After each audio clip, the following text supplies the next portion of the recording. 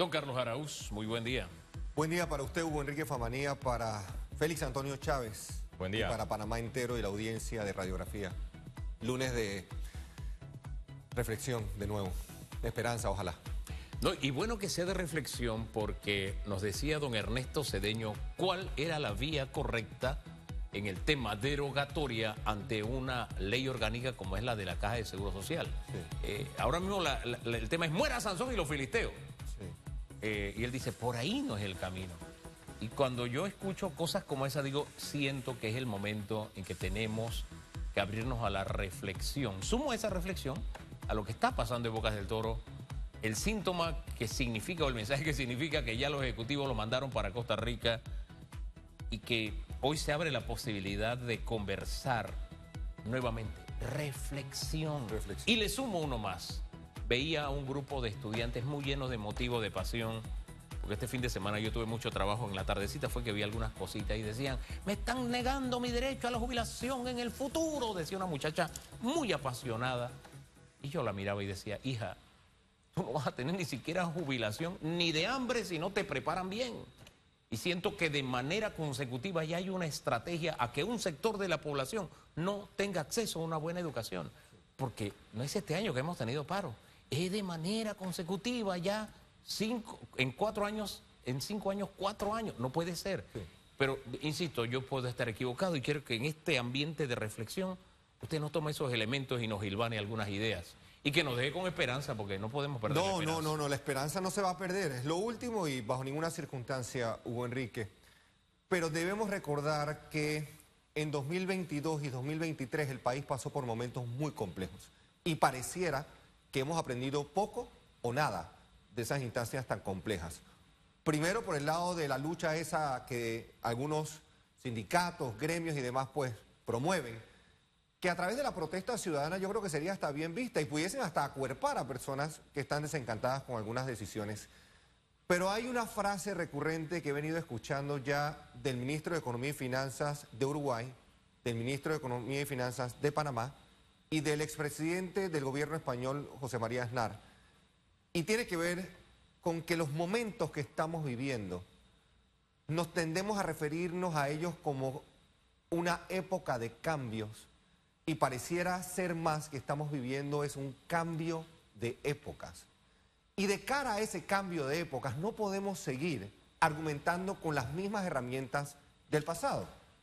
Leí el fin de semana un libro de Fernando Berguido, que es asiduo veedor de este programa, El colapso de Panamá. Y en el colapso de Panamá se hace esa referencia al año 84-89, ese lustro tan oscuro, donde hubo tanto dolor, pérdida económica, financiera, valor, gestión, pero hubo momentos patrióticos, hubo momentos de personas que realmente fueron exilados y otros asilados por quizás razones de auténtica persecución política.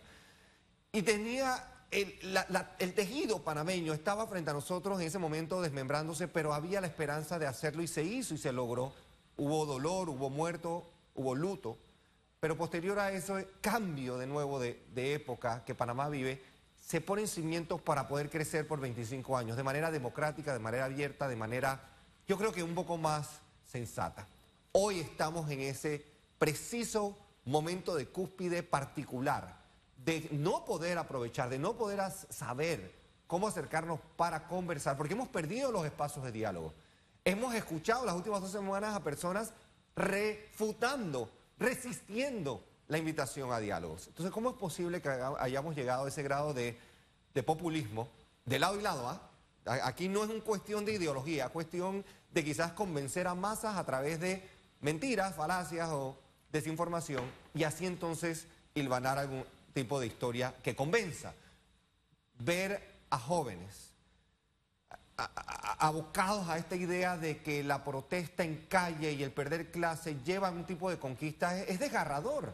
Es desgarrador porque es la educación, es el sustento, esa calidad a la que tú haces referencia, Hugo Enrique, que garantiza, ojalá, el progreso y la movilización social. Escuchar a líderes políticos, tan temprano como durante el fin de semana, en los programas que se transmiten a través de EcoTV o de la Corporación Medcom, y escuchar esa, de nuevo, recurrencia a la protesta, al llamado a la calle, y rehusarse al diálogo, rehusarse al espacio por desconfianza, por las razones que sean, solo atenta contra la capacidad de un país de crecer, la capacidad de un país de generar valor y bienestar. Y no hay peor cosa de nuevo que estas decisiones que afectan siempre, siempre al más vulnerable, al estudiante que no tiene acceso a superarse, al trabajador que quiere echar hacia adelante, a la persona honesta que sale con tesón a buscar sustento a sus casas. Entonces, sí, es un lunes que obliga muchísimo a la reflexión, aterrizar la posibilidad, de nuevo, de enmendar, de corregir y de dialogar, y de nuevo, procurar de que el futuro es el que nos tiene que preocupar, Félix Antonio Chávez, el futuro, el que nos está ahora mismo avasallando, porque de nuevo, a pesar de todo esto, los primeros 3 meses del año, si usted resta el componente de minería, Panamá crece como ningún otro país en Latinoamérica. Ninguno. Y tengo ese número fresco porque lo acabo de estudiar el fin de semana. Solo Argentina, en los primeros 3 meses, producto de lo que está pasando en ese país, que es muy diferente a los nuestros, todos los sectores en Panamá tienen la capacidad de crecer al 5% si nos los proponemos. ¿Qué es eso? La posibilidad entonces de trabajo, de dignidad y de crecimiento. ¿Vamos nosotros entonces los panameños a destruir lo que los panameños necesitamos? Es un duro momento, de nuevo, a la reflexión. A mí lo que me preocupa en el futuro es lo que está pasando en la provincia de Bocas del Toro, donde una gran cantidad de personas, miles de personas podrían quedar desempleadas y la empresa que genera los empleos decide irse para otro país, en el caso de Costa Rica, que ofrece mejores condiciones. Sí.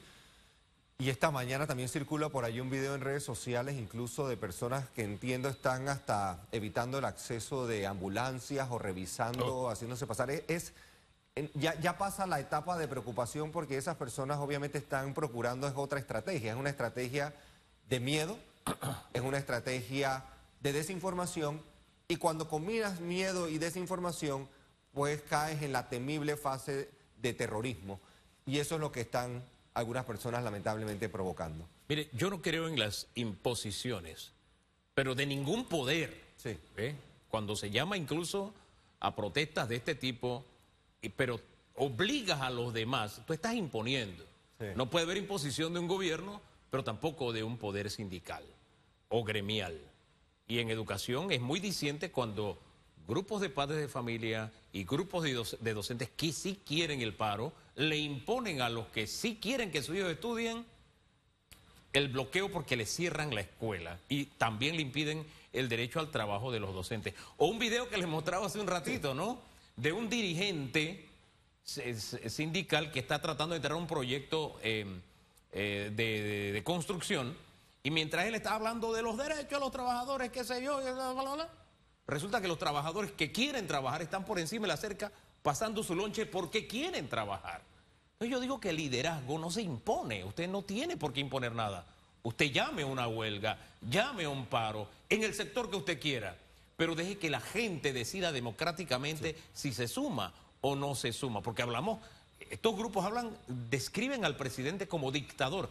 Esas acciones son dictatoriales. Son dictatoriales. Cuando usted le impide a la gente circular, esa es una decisión dictatorial de usted y su grupo. No puede ser. Sí. Entonces, así como le señalan al presidente, que tienen todo el derecho de definirlo como a bien tengan, hay que mirarse el ombligo. Espérate, ¿qué estoy haciendo yo? Mi comportamiento puede rayar en lo que estoy diciendo que tiene otro. Ese es un buen comportamiento que me parece que ejemplifica lo que le trato de decir. Pero insisto, cada vez que yo digo un comentario, porque es mi opinión, digo, su opinión. Yo puedo estar equivocado, hombre.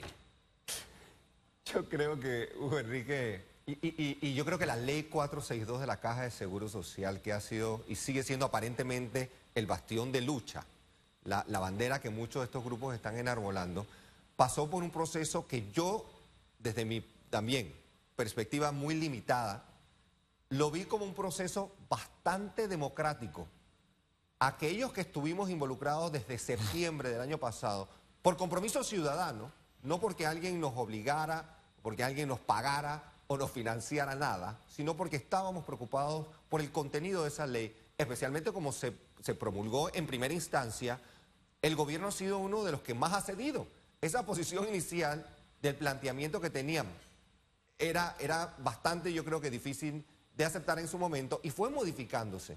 La empresa privada, la tan golpeada, diabólica, ya se sentía azufre cuando ves a los empresarios en ese momento, hablaban de 3 pilares. Los 3 pilares desaparecieron de esa propuesta, eran lo que creían muchas personas que era la salvación. Entonces fue un proceso de mucho acuerdo, de mucha conversación, y finalmente se derime en una lectura artículo por artículo en el máximo ente regulador de la democracia en Panamá, que es el órgano legislativo. Es donde está de nuevo la voz del pueblo.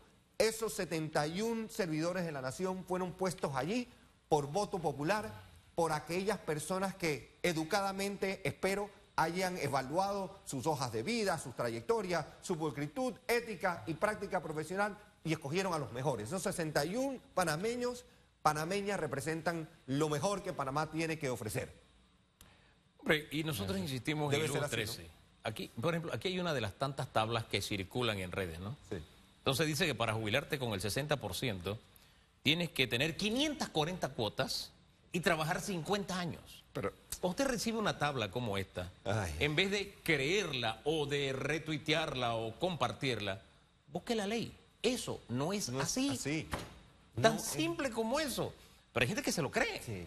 Y la desinformación nos está llevando incluso hasta el odio, Hugo Enrique, y eso preocupa tanto más. Porque esas manifestaciones ahora se suman de nuevo. Si usted está en contra de cómo se ha firmado un acuerdo de entendimiento con un gobierno extranjero, si usted se siente golpeado por el alto costo de la vida, si lamentablemente pues el préstamo no se lo aprobaron en el banco, ya empiezan a hacer una sumatoria de todo tipo de eventos. Leí, viniendo hacia acá, de que están exigiendo la remoción de la ministra Lucy Molinar como condición para sentarse en una mesa de diálogo. Ya no sé qué sumar, qué restar. De nuevo, es un momento de nuevo de mucha, y reitero, la palabra es reflexión, pero con acción. Tenemos que tener nuestras acciones que lleven a lo concreto y a las soluciones en un ambiente sí de diálogo y de conversación, pero con intención de hacer, porque mucho más de ese discurso y oratoria no nos lleva a nada. De hacer y de construir. Mire, le cuento una infidencia. A mí la ministra de Educación no me da entrevistas. Sí. Pero no por eso ahora yo voy a cerrar las calles y tirar piedra y decir que renuncie a la ministra. No puede ser. No puede ser. ¿Por qué? Porque aquí, hombre, aquí ensayamos a ser justos. Y fíjese lo que le digo, ensayamos. Sí. Y hay cosas que el Ministerio de Educación ha hecho que no nos han parecido correctas, que las hemos criticado. Pero de eso se trata la democracia. Y siento que tenemos que crecer en esa convivencia democrática. Don Carlos, gracias por orientarnos como cada mañana. Un último comentario, Hugo Enrique Famanía. Panamá, uno de los 10 mejores países en el avistamiento de aves. Del planeta Tierra, de todo el mundo. El sábado fuimos grandes protagonistas del Big Day, así que aplauso para los panameños que salieron a avistar aves. Nos vamos, gracias por esa buena noticia. Hasta mañana. Bendiciones.